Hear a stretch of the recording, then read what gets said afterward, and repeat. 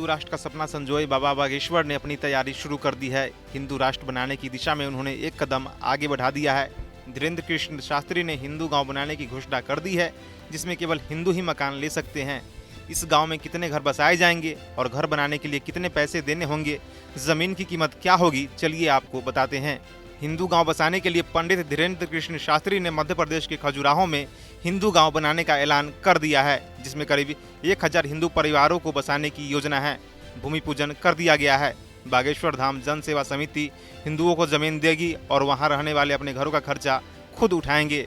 शुरुआत में लगभग 50 घर बसाए जाएंगे। गांव में रहने की इच्छा रखने वाले लोगों को पहले ही बागेश्वर धाम की समिति से संपर्क करना होगा, जिसके बाद उन्हें जमीन दी जाएगी। 5 लाख रुपए की निर्माण लागत पहले जमा करानी होगी, जिसमें पहली मंजिल के घरों के लिए 16 लाख रुपए और दूसरी मंजिल के घरों के लिए 15 लाख रुपए तय किए गए हैं।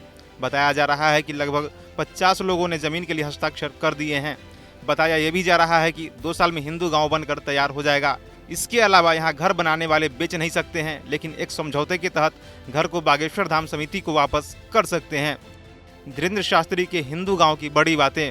मध्य प्रदेश के खजुराहो में बताया गया है हिंदू गांव में सिर्फ सनातन धर्म के लोगों को मिलेगा प्रवेश। करीब 1000 परिवार को बसाने की है योजना। जमीन की रजिस्ट्रेशन कराने के लिए 5 लाख रुपए देने होंगे। अभी तक 50 लोगों ने जमीन के लिए किए हैं हस्ताक्षर। उधर भूमि पूजन के बाद बाबा बागेश्वर ने कहा कि इस ग्राम में सिर्फ हिंदुओं को भवन मिलेगा, गैर हिंदुओं का प्रवेश इसमें वर्जित है।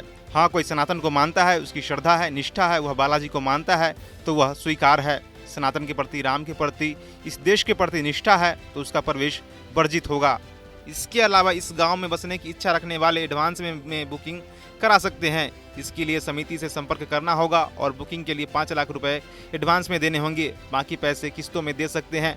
धीरेन्द्र कृष्ण शास्त्री ने यह भी स्पष्ट किया है कि यहाँ घर खरीदे और बेचे नहीं जाएंगे। जो भी व्यक्ति यहाँ मकान लेगा वह जीवन भर यहाँ रह सकता है, जब भी चाहे आ जा सकता है।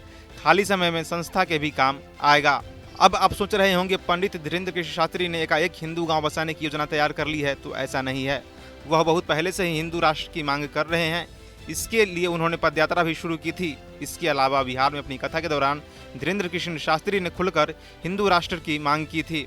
धीरेन्द्र कृष्ण शास्त्री ने ये सब ऐसे ही नहीं किया है। वह जानते हैं कि अभी की स्थिति उन्हीं के अनुकूल है, क्योंकि भाजपा सरकार है। इसी के बहाने वह शक्ति प्रदर्शन करना चाहते हैं।